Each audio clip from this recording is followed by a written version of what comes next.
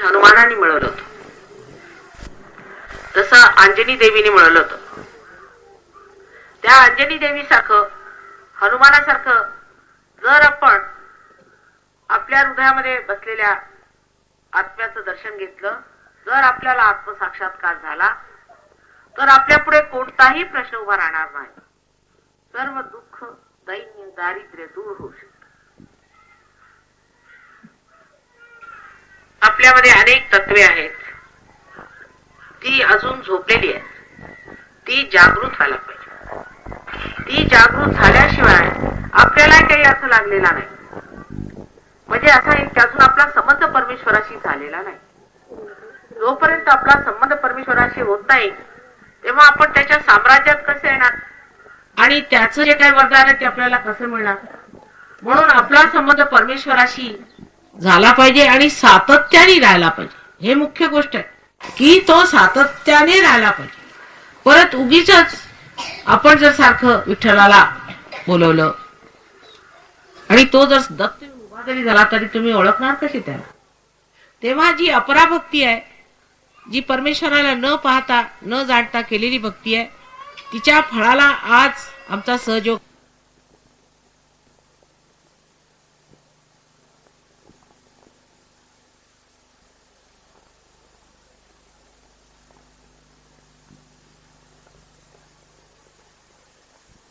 गणेशाला आपण म्हणतो की सहज पडलो प्रवाही, तेव्हा तू मोक्षाच्या वेळेला आमचं रक्षण कर. ती मोक्षाची वेळ झालेली आहे, ती गाठून त्यात सातत्याने आपण राहिलं पाहिजे. त्याच्यासाठी काही पैसे द्यावे लागत नाहीत. परमेश्वराला पैसे कशाशी खातात ते माहित नाही. हे पुष्कळ लोकांना माहित नसेल की परमेश्वराला पैसा काय ते समजत नाही. आता आम्ही खेडेगावात गेलो आणि त्यांना सांगितलंय, बघा तुम्ही आम्हाला पैसे वगैरे काय द्यायचे नाही, तर ते म्हणतात बरं 10 पैशाच्या जागी 20 पैसे देऊ का. तर परमेश्वराला काही पैसे समजतात का. जेव्हा श्रीराम इथे आले ते त्यांना पैसे कशाशी खातात ते माहित होतं का. किंवा हनुमानांचंच उदाहरण आहे की सीताजींनी त्यांना सोन्याचा एक मोठा भारी हार दिला होता, तर ते प्रत्येक मणी फोडून बघत होते. त्यांनी सांगितलं की काय तू असे मणी काय फोडत बसलास. ते म्हणाले मी बघतोय की याच्यात श्रीराम आहेत की नाहीत, कशात श्रीराम दिसत नाही. ते सोनं बेकारच त्यांना वाटलं, ते सगळं सोनं फेकूनच टाकलं. ज्याच्यात श्रीराम नाही ते सोनं बेकार आहे, हे हनुमानाने तुम्हाला दाखवलेलं आहे. म्हणून तो श्रीराम आपल्यामध्ये जो बसलेला आहे त्याला आपण आधी मिळवलं पाहिजे. आणि श्रीरामाच्या राज्यात प्रवास केल्यावर सगळं काही आपलं दुःख नष्ट होते आपल्याला माहित आहे. आणि ते अशा प्रकारे होतं. आताचेच तुम्हाला जर एखादा चमत्कार सांगायचा म्हणून सांगते, त्याच्यावर तुम्ही विश्वास ठेवा अशातली गोष्ट नाही, पण असे होऊ शकतं आणि झालेलं आहे. आणि तसं सर्व तुमचं भलं व्हावं, तुम्ही सगळे सुखी व्हावेत. म्हणूनच परमेश्वराने ही योजना केलेली आहे की आता माझ्या भारतवर्षातल्या ह्या लोकांना ज्यांनी एवढा परमेश्वरावर विश्वास ठेवलेला आहे त्यांना हा साक्षात दिला पाहिजे. त्यांना हा साक्षात दिला पाहिजे, त्यांना आशीर्वाद दिला पाहिजे की तुमचं भलं झालं पाहिजे, तुम्हाला परमेश्वर हा मिळाला पाहिजे. अनुभवातली गोष्ट मी सांगते की आमच्या एक लहानचं गाव आहे कळवा म्हणून, तिथे एक राजाराम पाटील म्हणून गृहस्थ राहत असत. ते अत्यंत सर्वसाधारण परिस्थितीतले होते, फारच साधारण परिस्थिती त्यांची. आणि ते नेहमी माझ्या प्रोग्रामला यायचे आणि त्यांच्यावर आपला त्यांचा मुलगा आणि इतर लोकांना घेऊन यायचे. आणि मी असं म्हटलं की कळव्याहून इतकी फॅमिली घेऊन येतात आणि त्यातनं हार बीर घेऊन यायचे. मी म्हटलंय बघा राजाराम पाटील, निदान येण्या जाण्याचे पैसे तुम्ही माझ्याकडनं घ्या, हे फार होतं, तुम्हाला मला भेटावंसं वाटतं, बरोबर आहे, पण तुम्हाला कसं जमतंय. तर म्हणे परमेश्वराने माझी सोय केली आहे. म्हटलं काय झालं काय. तर म्हणे माझी एक थोडीशी पडीक जमीन होती, तिथे मी जाऊन ध्यान वगैरे करतो सकाळचा. एक दिवस एक मनुष्य आला, त्याने सांगितलं की तुमच्या जमिनीत अशी काहीतरी विशेष गोष्ट आहे की ह्याच्यातली जर माती वापरली तर विटा दगडासारख्या होतात, असं कुणीतरी सांगितलं. म्हणून आम्ही हे पाहायला आलो आहे. आणि ही जी माती आहे ती आम्ही आता शेराने विकत. जी जमीन त्यांनी पडीक समजून सोडून टाकली होती तिला सोन्याचं रूप आलं.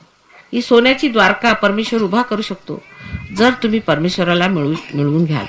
त्याचं तत्व अत्यंत महान आहे.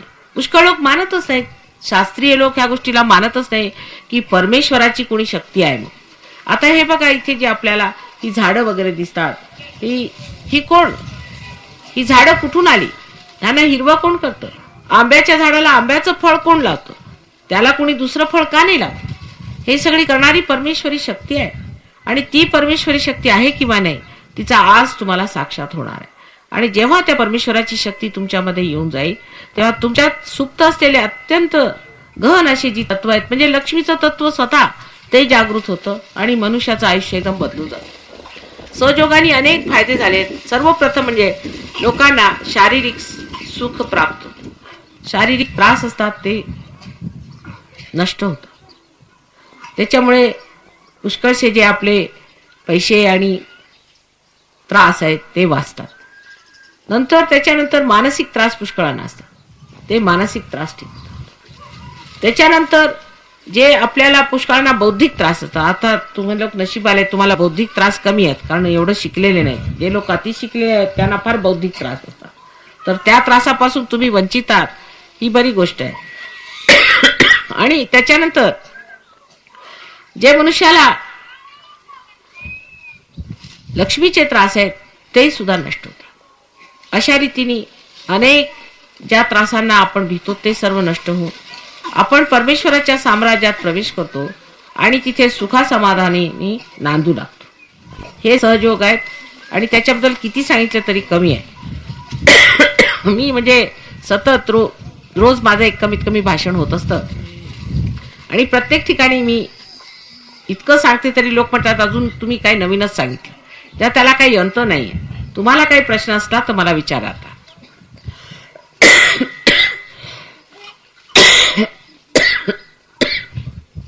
रोज का भाषण दे देखते पानी असं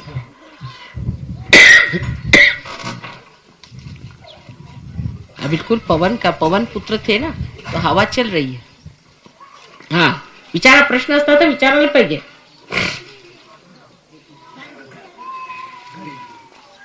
काही प्रश्न नाही का?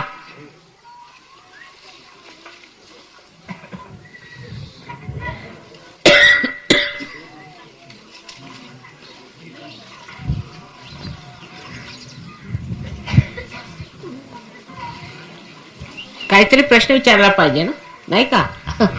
बरं आता मी सांगते एक प्रश्न.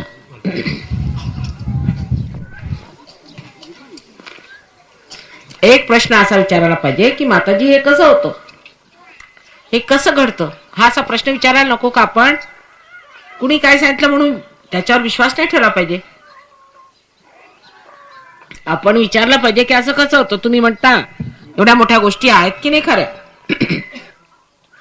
तर आपल्यामध्ये अशी एक शक्ती आहे ज्याला कुंडलिनी असं म्हणतात. ती आपल्या पाठीच्या माकड हाडामध्ये त्रिकोणाकार अस्थिमध्ये सर्पाकार बसलेली आहे. ती 3.5 विटोळे घालून बसलेली शक्ती आहे. ही शक्ती हिला कुंडलिनी शक्ती असं म्हणतात आणि अनादी काळापासून हिचं वर्णन आपल्यामध्ये दत्तात्रयांनी वगैरे केलेलं आहे. इतके पुष्कळशा पुस्तकांमध्ये म्हणजे मार्कंडेय जे 14,000 वर्षापूर्वी झाले त्यांनी सुद्धा या कुंडलिनीचं वर्णन केलेलं आहे. जे देवी महात्म्य देवी पुराण वगैरे त्यांनी लिहिलंय त्याच्यामध्ये त्यांनी कुंडलिनीचं वर्णन केलेलं आहे. ही शक्ती आपल्यामध्ये झोपलेली असते कारण ही शक्ती म्हणजे आपली शुद्ध इच्छा आहे, आपली खरी इच्छा आहे. आता आपल्याला असं वाटतं की आपली खरी इच्छा म्हणजे आज असं वाटेल कुणाला की बा आम्हाला एक घर असलं म्हणजे झालं. तसं नसतं. घर झालं म्हणजे मग तुम्हाला काहीतरी वाहन पाहिजे, वाहन झालं की मग मुलं पाहिजेत, मुलं झालं की दुसरं पाहिजे. तेव्हा जी शुद्ध खरी इच्छा आहे ती कोणची? ती आपल्यामध्ये एक शक्ती आहे. शुद्ध इच्छा फक्त एक आहे की आपला परमेश्वराशी संबंध झाला पाहिजे, आपण परमेश्वराला भेटलो पाहिजे, आपला परमेश्वराशी योग घटित झाला पाहिजे. ही शुद्ध इच्छा आहे आणि ती अजून जागृत झालेली नाही. तीच कुंडलिनी शक्ती जी आपल्या त्रिकोणाकार अस्थिमध्ये आहे ती जागृत झाली म्हणजे हे कार्य घटित होतं. आणि पुष्कळांच्या मध्ये ती तुम्हाला डोळ्याने सुद्धा दिसेल की त्या माकड हाडामध्ये जसं काही एखादं हृदय चालावं अशा रीतीने ती स्पंदित होते. आणि ती कुंडलिनी शक्ती जागृत झाली म्हणजे तुमच्या हातामधून चैतन्याच्या लहरी वाहू लागतात आणि चारीकडे असलेलं पसरलेलं चैतन्य सुद्धा तुम्हाला जाणवतं. सर्वप्रथम ही जी परमेश्वराची शक्ती चारीकडे कार्यान्वित असते, जी सर्व जिवंत कार्य करते, ती सर्वप्रथम जाणवते. आणि ते कसं करायचं ते मी थोडक्यात आता करण्याच्या विचारात आहे. पण आता काही प्रश्न असला तर विचारून घ्या परत.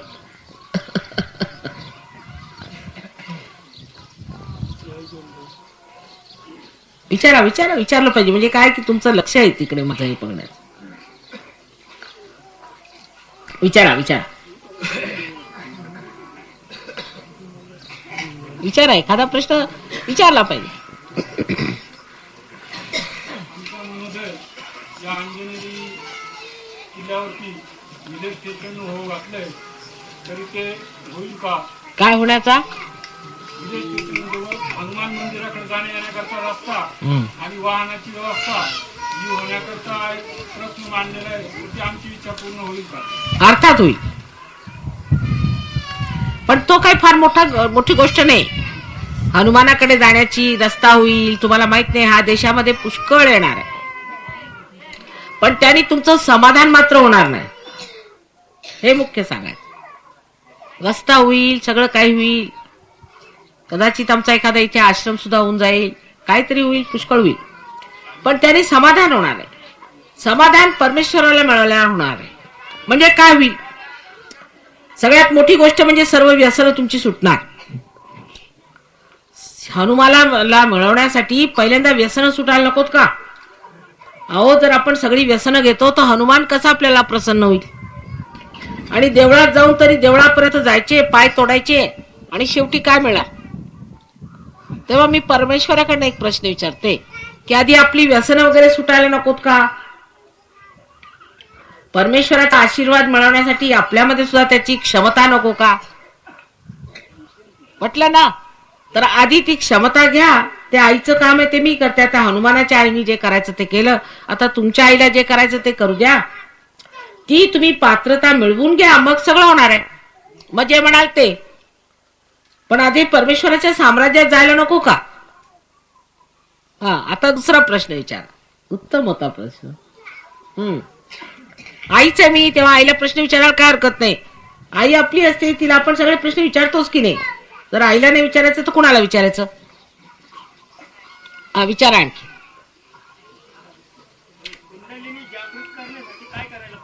हो, तर बरोबर प्रश्न आहे, ते मी करणार आहे, ते सांगते. पण बाकी बरोबर, ह्यांनी बरोबर प्रश्न विचारला. हा साधकाचा प्रश्न आहे, हा बरोबर प्रश्न आहे. त्याच्यासाठी फार थोडंसं करावं लागतं.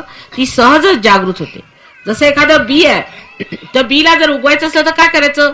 तुम्ही म्हणाल मातेच्या उदरात घाला म्हणजे होतं, तसंच आहे. हे मातेचं काम आहे, ते सहज होत. सहज, सह म्हणजे तुमच्या बरोबर जन्मलेली ही कुंडलिनी तुमच्यावर जन्मलेली आहे, आणि तिचा जो योग मिळणं तेही तुमच्या बरोबर अधिकार आहे. हा तुमचा जन्मसिद्ध अधिकार आहे. योग मिळवणं हा तुमचा जन्मसिद्ध अधिकार आहे, तो तुम्ही घ्यायचा. मग एकदा तुम्ही जागृत झाल्यावर जसा एक दिवा दुसऱ्याला पेटवतो, तसा तुम्ही दुसऱ्याला सुद्धा जागृत करू शकता. फक्त थोडंसं त्याच्यातलं जाणावं लागतं. लहान मुलं सुद्धा करू शकतात, सगळे करू शकतात. आता एक आणखी प्रश्न विचारा, म्हणजे मग आपण करूया.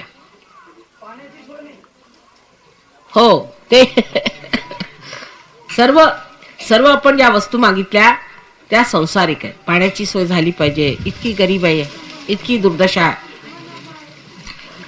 मला सांगायचं म्हणजे मी माझ्या वडिलांचं जे गाव होतं त्या गावी गेले ते. काय म्हणाले?